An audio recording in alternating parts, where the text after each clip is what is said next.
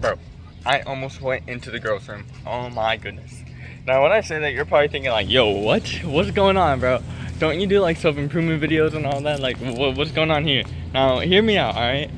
This is like just a funny story. But I feel like for me to get better at storytelling and for me to continue improving on myself, is that a napkin? In order for me to continue improving on my self-improvement and everything, I have to take breaks. And whenever I say breaks, I don't mean like, alright, I'm not going to do anything. I'm still considering this as doing something, right? I'm putting effort into talking on a video and putting effort onto conveying myself, conveying emotions, and storytelling is something I wanted to improve on. So I figured instead of like stressing or trying to figure out or force a video, let me do something that comes a little bit more naturally and just kind of talk off the top of my head and express a story. I feel like that's the best way for me to get like my fire back, which is something I've been struggling with lately. I haven't really felt as much drive or as much, I guess, passion to continue pushing myself, and it's been a lot harder to kind of show up and do the work. So I think the best thing for me to do is just show up in one way or another and just kind of build my way back. So in terms of soccer, I haven't been super motivated to train because I've been doing a job and everything, and that's been stressful. My body's been super fatigued, so it's a lot harder to continue training with all of this body fatigue, literally running 7 hours a day. So with that being said, I think just showing up and having fun with it first, getting back into that rhythm, is going to bring me back to that like sense of joy and fulfillment I had. Now, in terms of the speaking on videos, I think the best way I could get back into that is storytelling, which is something I want to get better at, getting people, I guess, captured or captivated in what I'm saying. So, bro, I almost went into the girls' room. Now, I had this orientation at my university, and at this orientation, we have tons of rooms, right? Because we're staying over at night, and we're in this huge dorm area. So all of us show up. It's a ton of guys, tons of girls. Now for each room, it has to have 4 guys or 4 girls. It kind of depends. There's like a little subsections in it, but that doesn't really matter.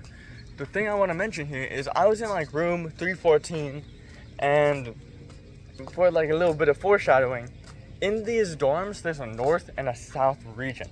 So I'm like, all right, that's cool, that's rad, that's dandy.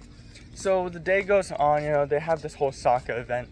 So I'm training. I train for like an hour and a half there, where I'm playing these scrimmages against these random guys and girls that are there. I accidentally kicked a soccer ball into a girl's face, and I felt awful about that, but I'm just a messenger. Anywho, so day's finally finished the soccer and everything, pack up, and we head to the home, right, to the dormitory. Go up the stairs, the 3 flights of stairs. I'm walking, I'm tired, I'm like, and I finally get into the dorm. Now I was like room 314 or something, and I get to the door, I'm super tired, and I have this bag on my back. Now from earlier on in the day, I tried checking into my room, doing the key card into the room and all that, and it was super difficult because of the fact that you have to get this key card, like in Among Us when you have to get like the key card swipe and it's perfect tempo and perfect speed and all that. That's exactly how this was, but except 20 times harder, because not only do you have to get the card perfect tempo, but you have to type in a like 5-number code at a specific speed, and if you don't do it at a specific speed, you're cooked. So I have my key card inside my drawstring at the very bottom that now, from the beginning of the day to this point, has like 20 pieces of paper in it. It's stuffed.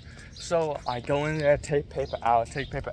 I'm sitting crisscross applesauce on the floor in front of the door because, it's so much stuff and my legs are tired. So I'm doing this, taking things out. All of a sudden, I hear girls' voices, and I'm like, yo, what's going on?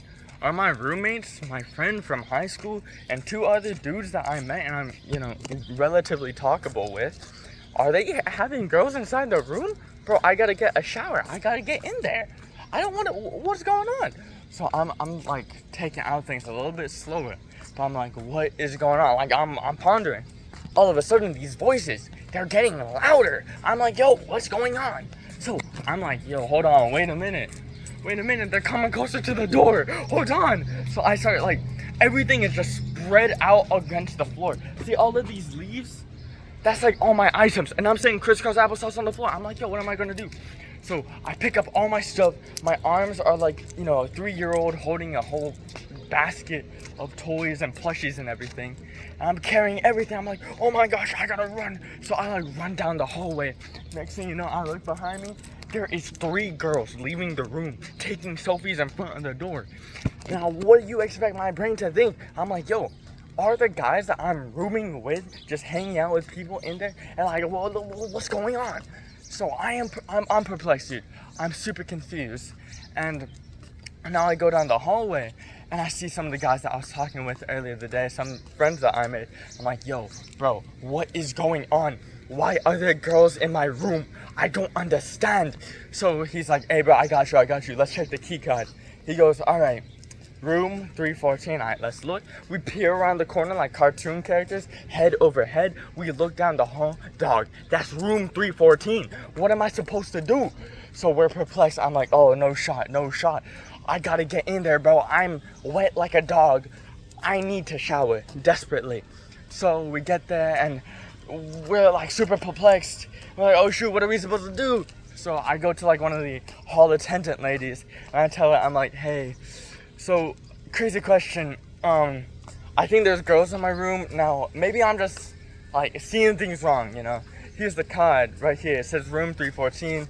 I don't know if my eyes are just messing with me or what's going on, but like, help me please. So she goes, oh yeah, sure, I got you. So, you're going down the wrong hallway. Actually, it's the other one. And the way I stared at her, bro, you know like the emoji combination, like eye, lips, eye? That was me. Bro, I was dumbfounded. Bamboozled. Gobsmacked even. Like, I was shocked. So, it turns out, apparently there's 2 room 314s. 314 North, 314 South. I was 314 South, but I went to room 314 North. So because of that, I was at one hallway down. That was the girls' room and not mine. So for future reference, I know I have to look closer at it. Otherwise, I'm cooked. Because that could have been so embarrassing, bro. Imagine you're like 3 girls. You open the door to see some sweaty dude sitting crisscross applesauce in front of your door. Like everything spread out across the floor. And he looks up at you and he goes, yeah, would you believe me if I told you that this is actually my room too? Like, bro, they didn't see me in there with them earlier. Anyways, that's the story for the day. Hope you all have a good one. I'm just gonna upload it like this, and yeah, see you on the next one. Peace.